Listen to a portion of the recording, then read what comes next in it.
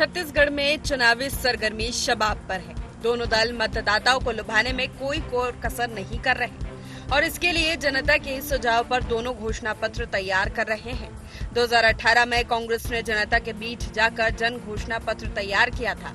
इस जन घोषणा पत्र में 36 बिंदु शामिल किए गए थे। इन 36 बिंदुओं में हर वर्ग का ध्यान रखा गया था। इस बार फिर कांग्रेस ऐसा ही कर रही है, लेकिन जनता से सुझाव लिए नहीं मंगाए जा रहे हैं। कांग्रेस चुनाव घोषणा पत्र के लिए लोगों से सुझाव ले रही है। कोई भी व्यक्ति या संगठन प्रदेश कांग्रेस कार्यालय में लिखित में सुझाव दे सकता है कि जिनको भी घोषणा पत्र से संबंधित आगामी चुनाव को लेकर सुझाव देना है, तो हमने एक ईमेल एड्रेस भी प्रसारित किया है और व्यक्तिगत तौर पर भी प्रदेश कांग्रेस कमेटी में यदि कोई सुझाव आकर देना चाहता है तो वो दे सकता है। बीजेपी भी घोषणा पत्र इसी अंदाज में बना रही है, लेकिन वो कांग्रेस पर तंज कस रही है। बीजेपी का कहना है, पिछली बार कांग्रेस ने घर घर जाकर जन घोषणा पत्र बनाया था, गंगा जल और गीता हाथ में लेकर सौगंध खाई थी, लेकिन इसके बाद भी जन घोषणा पत्र के वादे अधूरे हैं। इसलिए कांग्रेस की जनता के बीच वापस जाने की हिम्मत नहीं है। टीएस सिंहदेव ने घोषणा पत्र समिति में रहने से मना कर दिया, इसलिए इस बार कांग्रेस बंद दरवाजे में घोषणा पत्र तैयार कर रही है। पिछले बार घर घर गए थे कांग्रेस के लोग, जन घोषणा पत्र बनाया था, गंगा जल और गीता हाथ में लेके सौगंध खाया था, मगर जिन बिंदुओं पे 36 बिंदुओं पे जन घोषणा पत्र तैयार किया था वो वादे अधूरे हैं कांग्रेस के। टीएस सिंहदेव ने तो जन घोषणा पत्र समिति में रहने से इनकार कर दिया। किसी भी राजनीतिक दल के लिए उसका घोषणा पत्र सत्ता में आने के बाद रोड मैप होता है।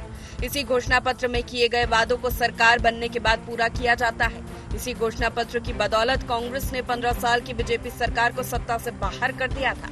इस बार बीजेपी जनता के दरवाजों पर पहुंचकर घोषणा पत्र बना रही है, तो वही कांग्रेस में बैठकों का दौर जारी है। लेकिन इन सब के बीच आखिर किस पार्टी का घोषणा पत्र लोक लुभावन होगा, ये तो घोषणा पत्र सामने आने के बाद ही स्पष्ट होगा। कैमरामैन मनीष हरपाल के साथ ब्यूरो चीफ निधि प्रसाद की रिपोर्ट।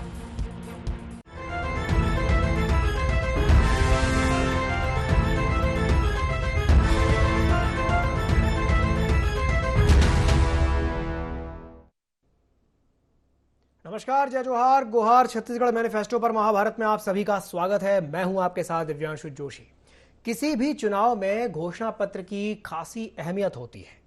छत्तीसगढ़ में 2018 के विधानसभा चुनाव में कांग्रेस की बड़ी जीत में उसके वचन पत्र की भी अहम भूमिका रही है और इसीलिए इस बार बीजेपी और कांग्रेस दोनों ही प्रमुख दलों ने चुनाव घोषणा पत्र समिति बनाकर के जनता से उनकी राय लेने की कवायद शुरू कर दी है। तो आज इसी विषय को लेकर के हम चर्चा करेंगे, लेकिन चर्चा करने से पहले जान लेते हैं क्या है आज के गुहार पॉइंट्स। मैनिफेस्टो में इस बार जनता को क्या मिलेगा खास? कांग्रेस का घोषणा पत्र इस बार के चुनाव में दिखा पाएगा मजबूती? बीजेपी अपने वचन पत्र से क्या कांग्रेस को दे पाएगी चुनौती? मैनिफेस्टो में विकास के होंगे मुद्दे या होगी सिर्फ जुमलेबाजी? तो चलिए इन्हीं कुछ बिंदुओं को लेकर के चर्चा को विस्तार देते हैं और चर्चा को विस्तार देने के लिए हमारे साथ 3 खास मेहमान जुड़ रहे हैं। हमारे साथ चर्चा में जुड़ रहे हैं उमेश घोरमोड़े जी, जो कि बीजेपी प्रवक्ता हैं। साथ ही साथ हमारे साथ जुड़ रहे हैं रूपेश दुबे जी, जो कि कांग्रेस प्रवक्ता हैं, और हमारे साथ जुड़ रहे हैं उचित शर्मा जी, जो कि वरिष्ठ पत्रकार हैं। आप तीनों ही मेहमानों का बहुत बहुत स्वागत है IND24 में। सबसे पहले मैं शुरुआत करना चाहूंगा उचित शर्मा जी से। उचित जी, मैनिफेस्टो की जब बात आती है, घोषणा पत्र, चुनावी वादे जो हर बार किए जाते हैं, कुछ पूरे होते हैं, कुछ नहीं भी होते हैं, तो इस बार मैनिफेस्टो को लेकर के आपको क्या लगता है? दोनों ही पार्टियां अपने अपने तरीके से तैयारी कर रही हैं, जनता के बीच जा रही हैं, जनता से राय ले रही हैं, क्या कुछ देखने को मिलेगा? उचित जी। देखिए, घोषणा पत्र एक संकल्प पत्र होता है कि आने वाले समय में आप 5 साल आगे क्या करोगे, कौन से आप वादे कर रहे हैं, क्या करेंगे, कैसे करेंगे, आपके वादों में जनता का इंपॉर्टेंस कितनी है, ये सब बातें आप अपने संकल्प पत्र और घोषणा पत्र में डालते हैं। बात सच है, लेकिन जिस तरीके से पिछले 5 सालों में भारतीय जनता पार्टी ने घोषणा पत्र के नाम से कांग्रेस को घेरा है, खासकर शराबबंदी को लेकर, अन्य वादों को लेकर, तो इस बार मुझे लगता है कि घोषणा पत्र जो है बड़ी संजीदगी और ईमानदारी से ऐसा बनेगा जिसको हम पूरा कर सकें। हालांकि इसको चुनाव आयोग में भी कई चुनौती दी हुई है कि भाई घोषणा पत्र में आप वही चीजें डालें कि जो आप पूरी कर सके। तो ऐसे भी कई याचिकाएं लगी हुई हैं कि आप मतलब कुल मिला के दोनों ही दल इस पर बड़ी संजीदगी से डालेंगे, ताकि 5 साल विपक्ष कोई भी हो, इस 5 साल उस संकल्प पत्र के नाम पर कोसे ना हमें। पहली चीज। दूसरी चीज, भारतीय जनता पार्टी और कांग्रेस के कांग्रेस घोषणा पत्र मतलब एग्जाम, राजनीति के एग्जाम की शुरुआत, विधानसभा चुनाव के एग्जाम की शुरुआत पिछले वर्ष 2018 में कांग्रेस ने बड़ी ईमानदारी से इसकी शुरुआत की थी, इसकी तैयारी की थी।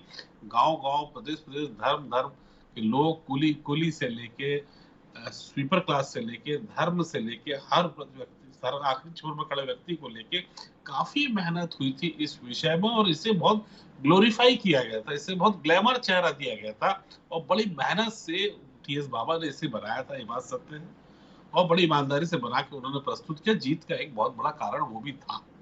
लेकिन सत्ता में आने के लिए सब पूरी चीज, पूरी मेहनत की गई थी, वही मेहनत इस वर्ष नहीं दिखती, जिसको बोलते हैं अंग्रेजी में अब जो जनता है वो take it as a granted लेने लगे हैं। क्योंकि जो अकबर जी का जिस प्रकार से बयान आया कि अब अगर आपको कोई सुझाव देना है तो भैया आप हमारे कार्यालय आ जाइए, ईमेल कर दीजिए, जनमानस हो या हमारा कोई कार्यकर्ता हो, अब जो है वो जनता को अपने पास बुला रहे हैं। तो ये 18 और 23 के जो फर्क है, मैं इसको समझाने की कोशिश कर रहा हूँ कि पिछली बार तो आप जनता के पास गए थे और जनता का उत्तर प्रतिशत भी आपको मिला था, लेकिन अब वो जनता को टिकट एज ए ग्रांटेड ले रहा है। तो पहले एग्जाम में, विधानसभा के चुनाव में, मैं कांग्रेस को फेल करता हूं कि ये इनकी मेहनत जो शुरुआती दौर की है वो उचित नहीं प्रतीत होती है जनता के प्रति। चलिए ठीक है, रूपेश जी क्या कहेंगे उचित जी की बात पर? कहीं ना कहीं आप टेकन टू बी ग्रांटेड ले रहे हैं, रूपेश जी। दिव्यांशु जी नमस्कार। नमस्कार। देखिए, कांग्रेस छोटी घोषणाओं पर भरोसा नहीं करती। जिस प्रकार से 15 वर्षीय भाजपा कार्यकाल में वर्ष 2003 में, 2008 में और 2013 में के चुनाव में जिस प्रकार से भाजपा ने संकल्प पत्र के नाम से आम जनता को छला था, आदिवासियों को छला था, सर्वहारा वर्गों को छला था, किसानों को छला था, और जब वर्ष 2018 में चुनावी समय थे तो टीएस सिंहदेव जी के नेतृत्व में माननीय भूपेश बघेल जी प्रदेश अध्यक्ष थे, उनके सामूहिक प्रयास से एक जन घोषणा पत्र बनाने की कवायद प्रारंभ की कांग्रेस ने, और आम जनता के विचारों को समावेश करके एक घोषणा पत्र तैयार किया गया। और घोषणा पत्र, हमारा घोषणा पत्र जो था, सत्ता में आने के बाद हमने तत्कालिक रूप से किसानों को कर्जा माफ किया, हमने किसानों के लिए 2500 में धान खरीदी करने की बात की, और निश्चित रूप से जो घोषणा पत्र में जो 36 वादे थे उसमें से हम पूरे वादे, लगभग हम 34 वादे पूरे करने की स्थिति में हैं। और बाद में भाजपा जुमलेबाजी करके तो भाजपा मुद्दों के दिवालियापन की कगार पर है, और कांग्रेस के घोषणा पत्र को माने कोरी कल्पना बताते हैं कि भाजपा की ओछी मानसिकता है। और सबसे महत्वपूर्ण बात यह है कि कांग्रेस, एक मिनट मैं आपको यहाँ इंटरप्ट कर रहा हूँ, उसके लिए क्षमा चाहूंगा, लेकिन जो मैंने आपसे सवाल पूछा था ये मेरे सवाल का जवाब नहीं है। मैंने तो आपसे, उचित जी ने जो कहा उस पर बोला था कि आप जैसे अब अभी जो मोहम्मद अकबर का जो स्टेटमेंट आया है वो कह रहे हैं कि हाँ आप ऑफिस आ जाइए, कार्यालय आ जाइए, या फिर ईमेल के माध्यम से सुझाव दे दीजिए। तो वो ये कह रहे हैं कि भाई आप अब इस बार उतनी मेहनत नहीं दिख रही है जितनी पिछली बार दिखी थी। इस पर बोलिए ना रुपेश जी। अभी भी पूरी तल्लीनता से आम जनता के हितों को ध्यान में रख करके हम घोषणा पत्र बनाने की तैयारी कर रहे हैं। और अभी चूंकि समय कम है, यदि कोई व्यक्ति आकर के कांग्रेस भवन में आकर के अपने विचारों को रखता है, ईमेल के माध्यम से भी यदि प्रेषित करता है, तो उसे भी पूरी तन्मयता से और तल्लीनता से उस बात को स्वीकार किया जाएगा। कांग्रेस कहीं भी आम जनता के विचारों को नजरअंदाज नहीं करेगी, उनके विचारों को आत्मसात करके ऐसा घोषणा पत्र बनाएगी जिसमें किसान, मजदूर, सर्वहारा वर्ग का विकास हो, छत्तीसगढ़ विकास की मुख्य धारा से जुड़े। और माननीय अकबर जी ने जो कहा, सही कहा, यदि प्रत्येक व्यक्ति से मिलना संभव नहीं होता, यदि किसी व्यक्ति को लगता है जो छत्तीसगढ़ के प्रति जागरूक है, छत्तीसगढ़ के हितों को ध्यान में रख रहा है, तो कांग्रेस भवन में आकर के अपने विचारों को, अपनी बातों को रखेगा, तो सहर्ष स्वीकार किया जाएगा। ये बात माननीय मोहम्मद अकबर जी ने कही है। चलिए ठीक है। उमेश जी के पास मैं जाना चाहूंगा। उमेश जी, जो बात अभी रुपेश जी कह रहे थे 2008 और 2013 को लेकर के, क्या कहेंगे उस पर?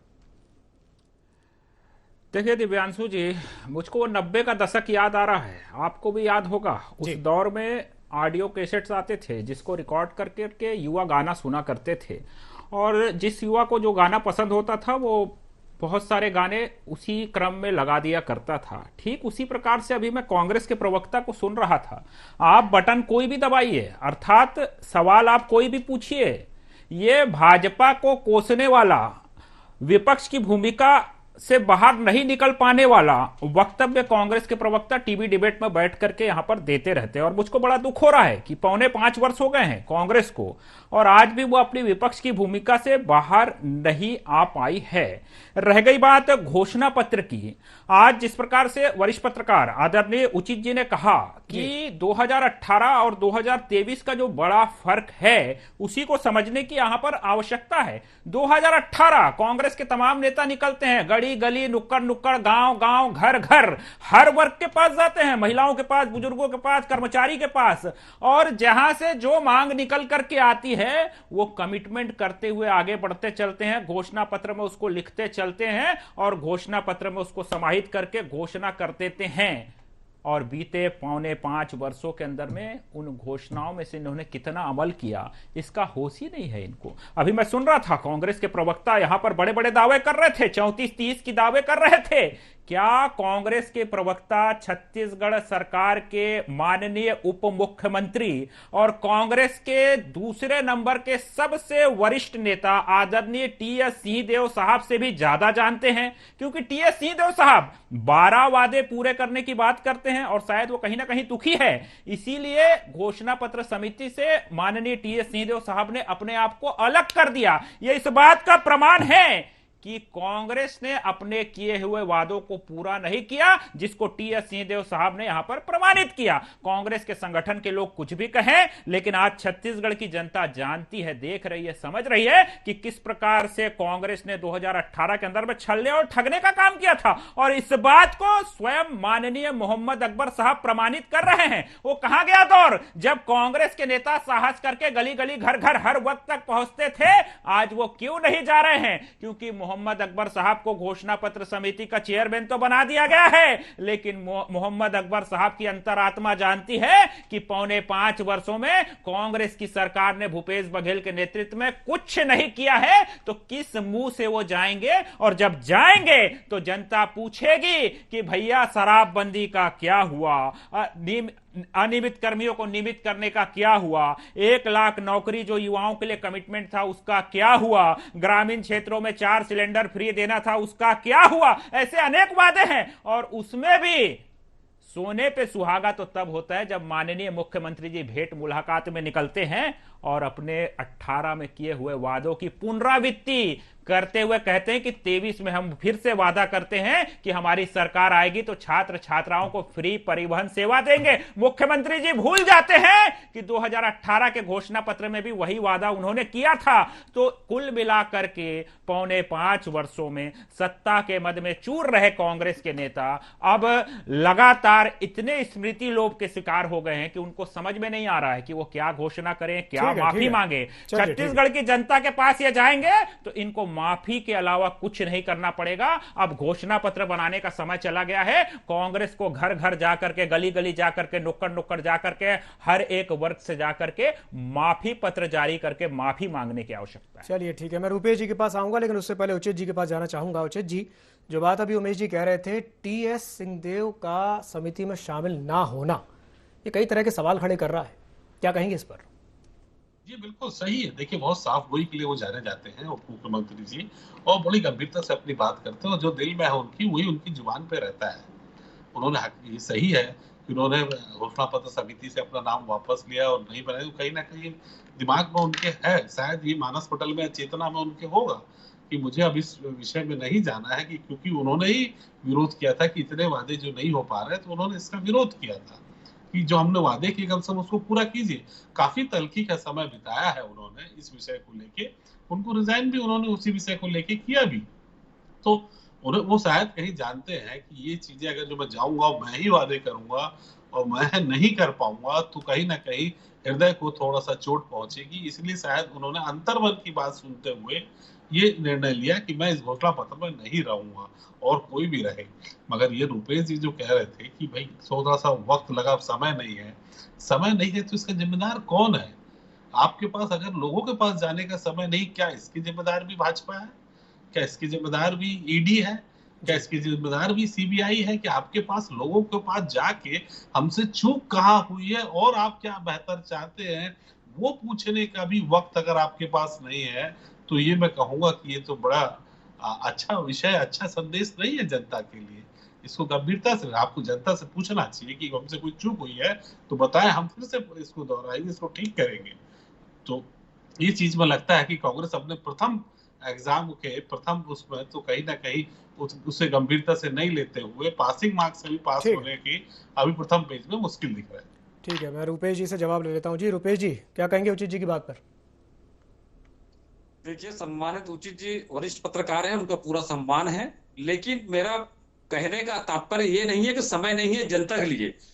छत्तीसगढ़ में कांग्रेस की सरकार ने आम जनता के लिए जिस प्रकार से काम किया और आम जनता की भावनाओं को हम पूरा सम्मान देते हुए वो यदि कांग्रेस भवन में आएंगे या मेल के माध्यम से भी यदि अपनी भावनाओं को या क्या होनी चाहिए छत्तीसगढ़ के विकास के लिए, क्या योजनाएं होनी चाहिए, उसको देंगे तो उसे हम आत्मसात करेंगे। जनता के लिए समय के बाद मेरा मतलब नहीं था, मैं विनम्रता पूर्वक क्षमा चाहता हूँ उचित भैया से।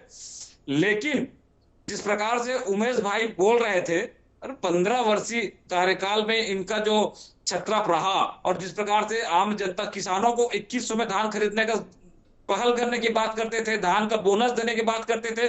छत्तीसगढ़ कृषि प्रधान राज्य है और कृषकों के साथ छल करना ये भाजपा ने किया। और तो और जब 15 और बार हम विपक्ष की भूमिका नहीं निभा रहे हैं। आज भाजपा केंद्र में 9 साल से बैठी है, उसके बाद भी भाजपा के लोगों के द्वारा ये कहा जाना कि आज भी किसानों, छत्तीसगढ़ के किसान नहीं पूरे देश के किसान ये देख रहे हैं कि हमारी आय दोगुनी कब होगी, 2 करोड़ लोगों को रोजगार कब मिलेगा, हमारे खातों में पैसे कब आएंगे। इन बातों पे केंद्र सरकार बैठी, भाजपा का चाल चरित्र चेहरा रहा, उसके बाद ये बोलते हैं कि वो हमारा जुमला था। तो ये जनता से बात करने के बाद, जनता को घोषणा करने के बाद, जनता को सब्जबाग दिखाने के बाद अपने बातों को जुमलेबाजी करते हैं। कांग्रेस इन बातों को नहीं करती। कांग्रेस ने जो कहा किसानों के लिए सर्वमान्य रूप से, प्राथमिक रूप से हमने 10 दिन के अंदर कर्जा माफ करने की बात की। 10 दिन नहीं लगा, हमने 2 घंटे के अंदर कर्जा माफ किया।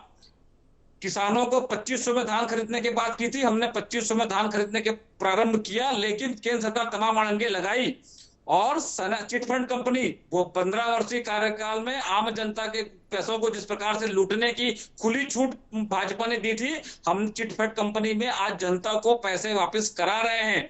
कांग्रेस प्रत्येक व्यक्ति को जिससे आर्थिक रूप से मजबूत होते हैं, आम जनता मजबूत होती है, ग्रामीण अर्थव्यवस्था मजबूत होती है, उन योजनाओं को लागू किए हैं और जो घोषणा पत्र में जो बातें थी वो अक्षरशः पूरी हुई हैं। ठीक है, ठीक है, ठीक है जी। उमेश जी बोलिए।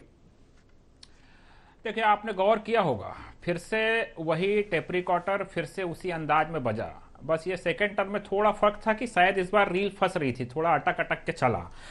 लेकिन जनता ने देख लिया है कांग्रेस का लब्बो लुबाब क्या है। अब मैं जरा जो मूल विषय है घोषणा पत्र पे आ जाता हूं और कांग्रेस का चाल चरित्र और चेहरा यूं तो छत्तीसगढ़ की जनता जानती ही है, जरा वह भी उजागर करने का मैं प्रयास करता हूं। आज जब ये जनता के बीच जाएंगे, शायद इनको डर है इसी बात का, इसलिए कह रहे हैं कि कांग्रेस भवन आ जाइए, हमको ईमेल कर दीजिए। क्यों भैया, छत्तीसगढ़ की भोली भाली जनता से कांग्रेस को इतना डर क्यों?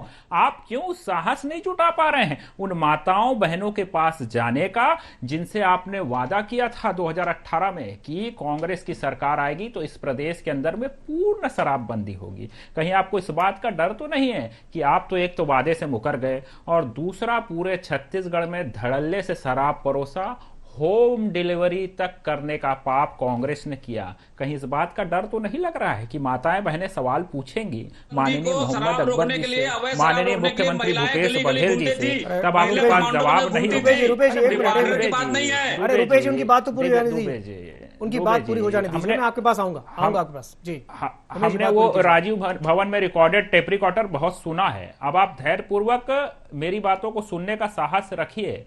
युवा पूछेंगे, अनियमित कर्मचारी पूछेंगे, 10 दिन में नियमितीकरण का वादा था, आज 4.5 वर्ष बीत गए, चुनाव में जा रहे हैं, घोषणा पत्र बनाने आप जा रहे हैं, अब कौन सा वादा करेंगे आप उन अनियमित कर्मचारियों से?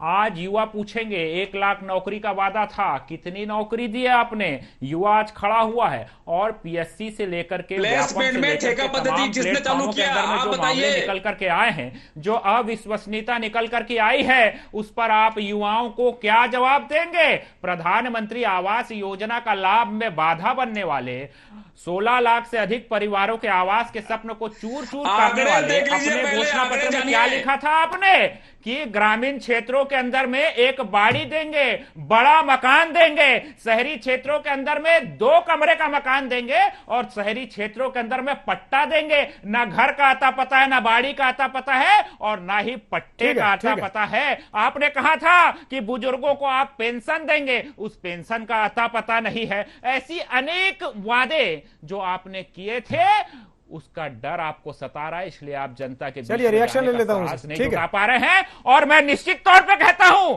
कि डरी सहमी कांग्रेस इस बार पूर्ण रूप से विफल हो जाएगी और आने वाले समय के अंदर में इस वादा खिलाफी करने वाली ठीक है घोषणा पत्र तक बनाने का साहस नहीं बचा है। ठीक है उमेश जी अब आपकी बात पर मैं रिएक्शन लेता हूं। दिखाएगी और पूर्ण बहुमत के साथ भारतीय जनता पार्टी की सरकार यहां बनेगी। अंतिम बात कह लूं, अंतिम बात कह लूं, वो इसलिए कि भारतीय जनता पार्टी के नेता हर एक प्लेटफॉर्म में सुझाव आमंत्रित कर रहे हैं, उसके साथ ही साथ हर वर्ग के पास डोर टू डोर जाकर के सामूहिक रूप से प्रत्येक वर्ग के साथ बैठ करके मन की बात उनकी सुन रहे हैं, उस पर चिंतन कर रहे हैं और छत्तीसगढ़ की जनता की मन की भावना के अनुरूप भारतीय जनता पार्टी का घोषणा पत्र छत्तीसगढ़ की जनता का घोषणा पत्र होगा, जिसका हम अक्षरशः आने वाले समय के अंदर में पालन करें। ठीक है, तो उमेश जी कह रहे हैं कि भाई छत्तीसगढ़ की जो जनता है उसके मन के अनुरूप वो मैनिफेस्टो बनाएंगे। जी रुपेश जी आप कुछ कहना चाह रहे थे? जी रेडियो से मन की बात करने वाली भाजपा पूरी तरह से अज्ञानता के साये में है। भाजपा आज तक गंगा जल हमने किस वादे को लेकर कसम खाया था उसको जानने की स्थिति में नहीं है। और तो और बार बार प्रधानमंत्री आवास की बात करते हैं। वर्ष 2011 धीरे धीरे याद आते हैं इनको। एक और याद आ गया, उमेश जी आपका मैं स्मृति ताजा कर देता हूँ, आंकड़ों में ताजा कर देता हूँ। आंकड़ों में प्रधानमंत्री आवास 2011 की जनगणना में गरीबी रेखा के जितने पात्र हितग्राही हैं 18 लाख हैं और आप 16 लाख की बात करते हैं। पंचायत विभाग क्यों छोड़ा छत्तीसगढ़ की जनता को बताइए आप। मेरी बात सुन लीजिए जानिए। साहब ने पंचायत विभाग भाजपा के लोग पत्र को पढ़ने का साहस भी नहीं करते और अज्ञानता में बात करते हैं। कांग्रेस जो बात करी है और आप लोगों ने शिक्षा कर्मियों को जिस प्रकार से पिछले अपने कार्यकाल में डंडे बरसाए थे, शिक्षा कर्मियों को मतदान से वंचित किया था, ऐसी स्थिति कांग्रेस ने नहीं किया। और तो और अनियमित कर्मचारी, संविदा कर्मचारी हड़ताल किया। माननीय भूपेश बघेल जी ने इस्तीफा के बाद उनके इस्तीफे को स्वीकार नहीं किया। आप लोगों ने मनरेगा के मजदूरों को, मनरेगा के कर्मचारियों को सेवा समाप्त कर दी थी। सबसे पहली बात सुन लीजिए, आप कैसे संविदा कर्मियों को 33 जिलों में 32 पेटी लगाने वाले और मिस कॉल करके आप फोन से माध्यम से जानने वाले, जिस प्रकार से आप लोगों ने मिस कॉल करके सदस्यता बनाई थी और 2018 के चुनाव में राजीव भवन जितने मेंबर बनाए थे उतने और भी नहीं मिले थे। उसी स्थिति में भाजपा फिर से आने वाली है।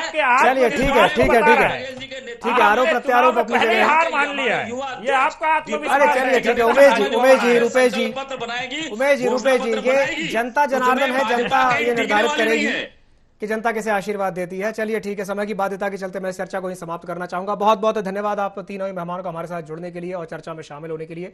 तो घोषणा पत्र के माध्यम से राजनीतिक दल लोगों के बीच जाकर के पार्टी के पक्ष में वोट मांगते हैं। साल 2018 में भी कुछ ऐसा ही देखने को मिला था और 2023 में मैनिफेस्टो को लेकर के महाभारत मची हुई है। अब ये देखने वाली बात होगी कि किसके मैनिफेस्टो में दम रहता है और क्या इस बार भी विकास के मुद्दों पर बात होगी या सिर्फ जुमलेबाजी की बातें होकर के रह जाएंगी।